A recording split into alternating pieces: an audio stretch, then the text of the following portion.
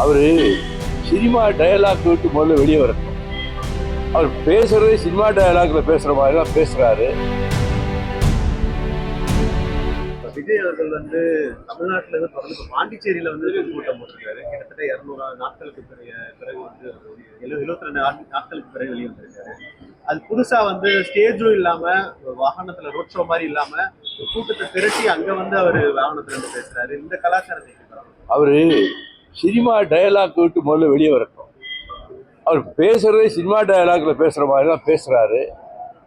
41 உயிர்கள் கொடூரமாக பலியான போது பதறி துடிக்காமல் அந்த ஒரு நாள் திருச்சியிலே தங்கியிருந்த மறுநாள் அந்த உயிரற்ற சடலங்களுக்கு மலர்வணக்கம் செய்துவிட்டு அந்த குடும்பத்தினருக்கு அனுதாபமும் இரங்கலும் தெரிவிக்க வேண்டிய பொறுப்பு அவருக்குத்தான் இருக்கிறது.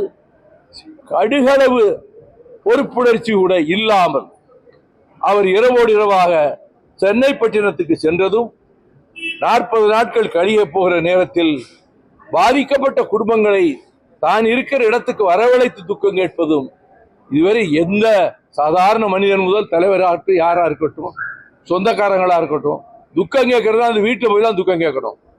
இப்படி ஒரு விசித்திரமான ஒரு முறையை கொண்டு அங்கே துக்கம் வீடு தன்னிடத்தில் வர சொல்லி அவற்றை அனுதாபம் தெரிவித்ததாகவும் அது நிதி கொடுத்ததாகவும் அந்த முதல் ஸ்டெப் அவர் எடுத்து வைத்திருக்கிற முதல் அடியே பிழையாக போய்விட்டது.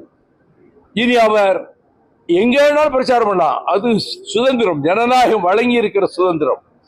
அப்படி செய்கிற போது அந்த கூட்டத்தை பாதுகாப்பதும் நெரிசலிலே பெண்கள் குழந்தைகள் சிக்கி மாண்டு போனார்களே, அப்படிப்பட்ட நிலைமை ஏற்படாமல் தடுக்க வேண்டிய பொறுப்பு அந்த நிகழ்ச்சியை நடத்துகிறவர்களுக்கு தான் உண்டு. அவர்கள் அந்த பொறுப்பினை தவறிவிட்டார்கள். இப்பொழுதாவது புதுச்சேரிக்கு போகலாம், அங்கே போய் அவர் பேசலாம். தமிழ்நாட்டில் எங்கே வேணா போகலாம். அவர் பல இடங்களை சொல்லியிருக்கிறார்கள். அவர்கள் போய் பிரச்சாரம் பண்ணி பார்க்கட்டும். ஆனால் அந்த பிரச்சாரத்தை அவர்கள் என்ன கருத்தை சொல்லுகிறார் என்பதை நாம் கவனித்து பார்ப்போம். செய்திகளை உடனுக்குடன் தெரிந்து கொள்ள கீழ்கண்ட கேபிள் மற்றும் டிடிஎச் நெட்வொர்க்குகளில் எம்நாடு செய்தி தொலைக்காட்சியை காணுங்கள். பாதகம் செய்பவரை கண்டால் நாம் பயம் கொள்ளலாகாது பாப்பா. மோதி மிதித்து விடு பாப்பா, அவர் முகத்தில் உமிழ்ந்து விடு பாப்பா.